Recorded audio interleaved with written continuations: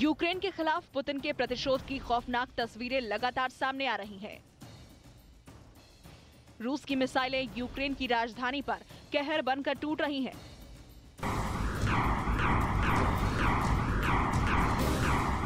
जवाब में यूक्रेन की सेना भी रूसी सैनिकों पर चुन चुन कर हमला कर रही है। लेकिन क्राइमिया ब्रिज अटैक के बाद पुतिन के बदले की आग अब और भयानक हो चुकी है, क्योंकि खबर आ रही है कि पुतिन का साथ देने के लिए उनके पुराने दोस्त बेलारूस ने एक डराने वाला कदम उठाया है। खुद बेलारूस के राष्ट्रपति अलेक्जेंडर लुकाशेंको की तरफ से दावा किया जा रहा है कि वो बेलारूस में रूसी सेना को सैन्य बेस बनाने के लिए जमीन देने वाले हैं। हमारा देश रूस की सेनाओं को अपने यहाँ बैरक बनाने और अभियान छेड़ने के लिए जमीन देगा, ताकि रूस हमारे यहाँ अपने सैन्य बेस बना सके। बेलारूस के राष्ट्रपति का ऐलान और पुतिन की सेना की बेलारूस में तैनाती जंग को और घातक बना सकती है, क्योंकि बेलारूस के रास्ते कीव तक पहुंचने की रूस की कोशिश बेहद आसान हो जाएगी।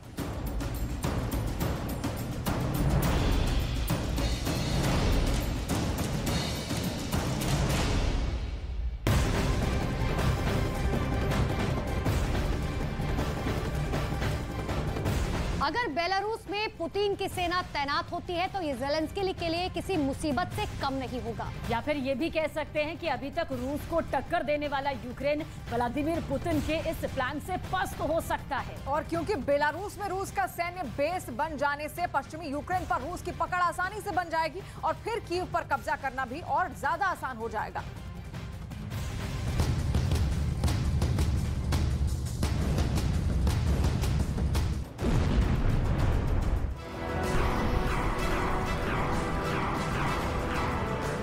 दरअसल बेलारूस में रूसी सेना की तैनाती का मतलब बेहद खतरनाक है,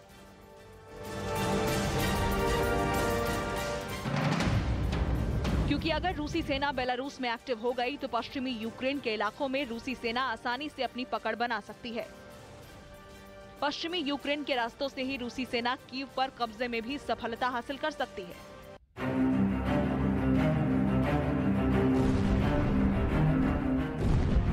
यानी पिछली बार जो रूसी सेना यूक्रेन के पूर्वी इलाकों में दाखिल हुई थी, अब वही रूसी सेना बेलारूस के रास्ते यूक्रेन के पश्चिमी इलाकों पर हमला कर सकती है।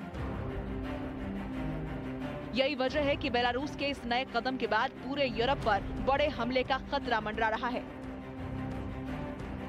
हालांकि नेटो की तरफ से साफ कहा गया है कि यूक्रेन की किसी भी कीमत पर मदद जारी रहेगी।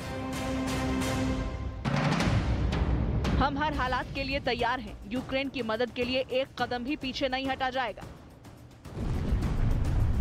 दरअसल युद्ध के मोर्चे पर बेलारूस की एंट्री का साफ मतलब है कि वो रूस की किसी भी कीमत पर मदद करेगा।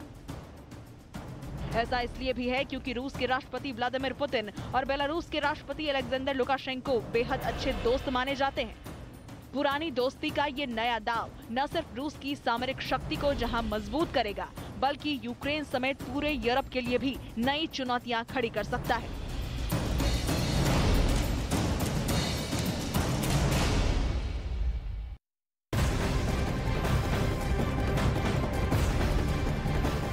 यूक्रेन पर हुई रूसी मिसाइल हमले के बाद यूक्रेन के कई शहर पूरी तरह बर्बाद हो चुके हैं। और आपको बता दें कि रूस की तरफ से ज़ापोरिज़िया पर भी कई मिसाइल दागी गई, जिसमें यह शहर पूरी तरीके से बर्बाद हो गया।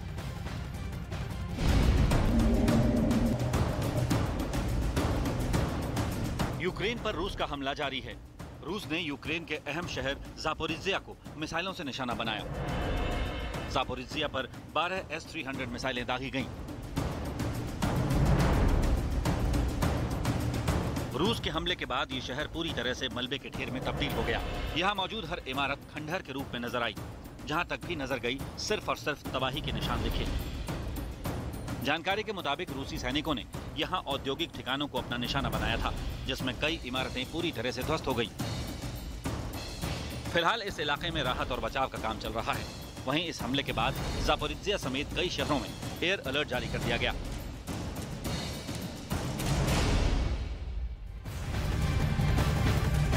और अब रूस यूक्रेन युद्ध से जुड़ी 10 बड़ी खबरें आपको बताते हैं।